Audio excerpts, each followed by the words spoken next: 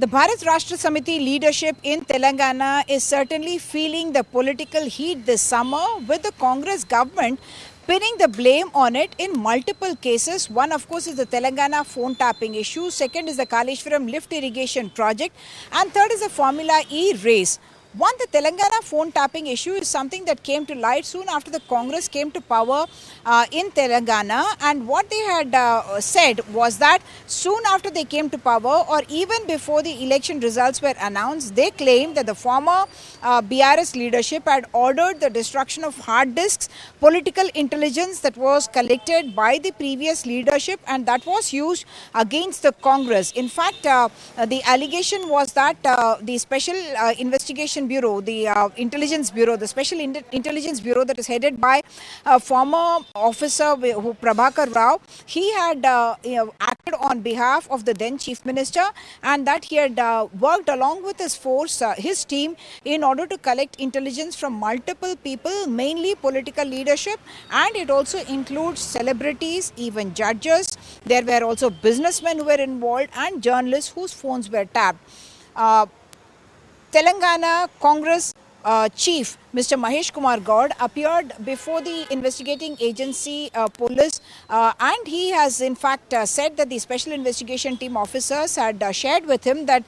the phones of as many as 650 senior and key Congress leaders had been tapped by the BRS government when they were in power, and that had been used as political intelligence in order to ensure that the Congress does not gain as much as it should have. So he says that they had expected to win in as many as 90 assembly seats in Telangana, whereas they had won in only 63, and he suspects that it is because the BRS had known about the movement, about the strategies, about the plans, and that they had also used phone conversations to create an atmosphere of fear and threat among Congress people or supporters of Congress people, and that is why they had lost out in so many constituencies that they should have otherwise won. And Mahesh Kumar Goud is going on to the extent of saying that even in 2018 something similar had transpired. Three things with regard to his own questioning. He has said that not only him, who was working president of the Congress at the time of the elections, then PCC chief Revanth Reddy, who is now chief minister, and also several other key leaders, including Congress MP Anil Kumar Yadav. All their phones have been tapped by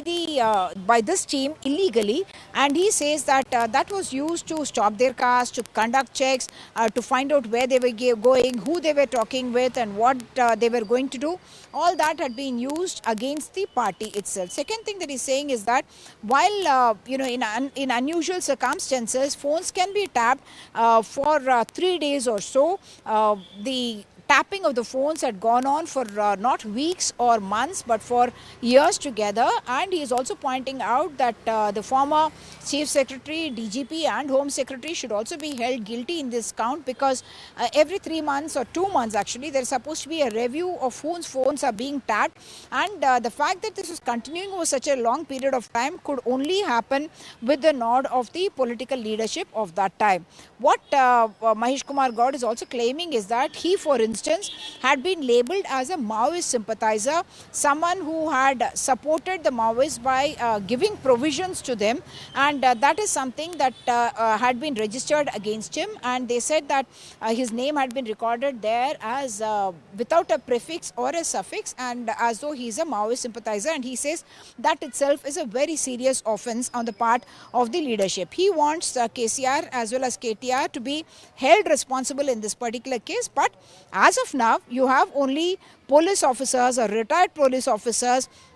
people who have been suspended, who have been named as accused in this case, and that includes, of course, Prabhakar Rao, who is the prime accused in this case, Radhakishan, who used to be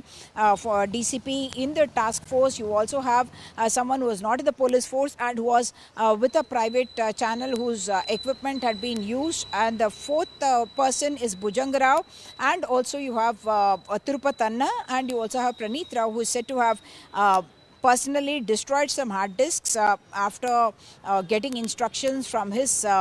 bosses, so to speak, and that he had destroyed them and then thrown them into the Musi river. So what Mahesh Kumar Goud is saying is that all those hard disks of several months or rather years before had actually been destroyed even before the Congress government could get wind of it, and it's only for the last 15 days that they got records, and that too from the telephone operators who were there, and they were able to recover those digital records. So the extent of this entire scam is not even known, is what he's claiming, though he's saying that it is very serious and unprecedented in the country and something that requires the most serious kind of a punishment, because it not only violates the right to privacy but also violates several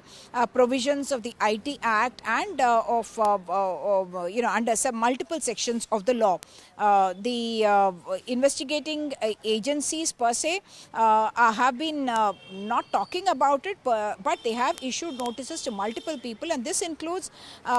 several leaders of the Congress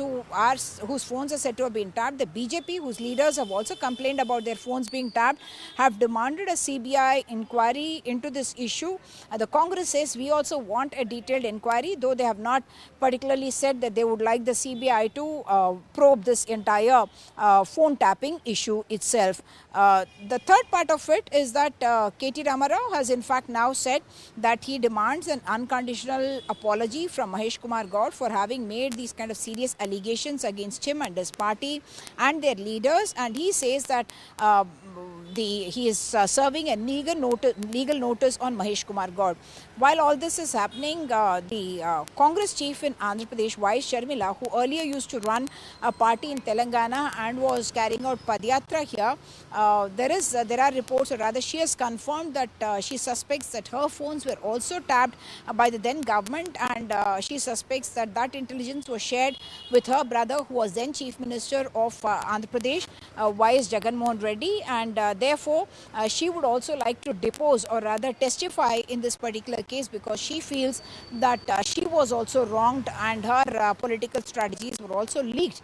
to her political opponents in the form of the YSRCP leader. The second aspect is the phone tapping case. Not yet, the political leadership is not yet named in the BRS, but all roads the Congress would suggest are pointing towards the political leadership of the BRS. It's the second one, of course, is the Kaleshwaram lift irrigation project, in which we saw former Chief Minister K. Chandrasekhar Rao also deposing in that matter. And the big point of contention there is that KCR has told the PC Ghosh Commission that other than the overall project decision, which was political, he had said that it was engineers who had executed the rest of the project and took the decisions. The most important fact is that there is a contradiction between what KCR has told the commission and what Tummala Nageshwar Rao, who used to be in his cabinet, has told. He says, Tummala Nageshwar has said that the Kaleshwaram project proposals or decisions were not taken by the cabinet and that they were taken by KCR himself, and he says that it is wrong to attribute the cabinet nod or a cabinet subcommittee nod to those decisions. And he is also contradicting Itala Rajinder, who was also deposed before the PC Ghosh Commission because he used to be former irrigation and finance minister in Telangana during the BRS rule, and he has also told the commission that cabinet nod was taken for the decisions regarding Kaleshwaram, and he is in fact receiving a lot of criticism from within the BJP party for having said that, because Itala Rajinder has also said that a subcommittee that is formed had looked into the multiple pending irrigation projects and also Kaleshwaram, something that Tummala Nageshwar has now contradicted as well. The third aspect is a Formula E case in which K.T. Ramarao also appeared before the ACB, which is investigating the case. Of course, there's a parallel investigation by the Enforcement Directorate as well, and in that case he has been asked to submit his mobile phone and laptop. Both are personal devices, and K.T. Ramarao has sought legal opinion, and lawyers are said to have advised him that he has no reason to submit both those because the MOU in the Formula E case had been signed between the government of Telangana and the agencies like Formula E or ACE Next, and that there was nothing in his personal capacity, and therefore he need not submit his personal devices for examination or investigation by the ACB. They have also quoted to him orders orders of the High Court as well as the Supreme Court that says that without a court order, these agencies cannot demand for the personal devices to be submitted. And they've also said that there is provision in the law, or rather the courts have said that information that you collect from an individual cannot be used against that same individual as well. So all of this is being quoted as provisions of the law that will allow KTR to defy the order of the ACB to have both his personal laptop as well as his mobile phones as well. Of course, other officers who were accused in that particular case include Special Chief Secretary, then in the MAUD, which is the Municipal Administration and Urban Development Department, Arvind Kumar, who was of course now abroad for a month for personal reasons, and there's also a former retired official of the HMDA who has been questioned and named as accused in this particular case. The case of course relates to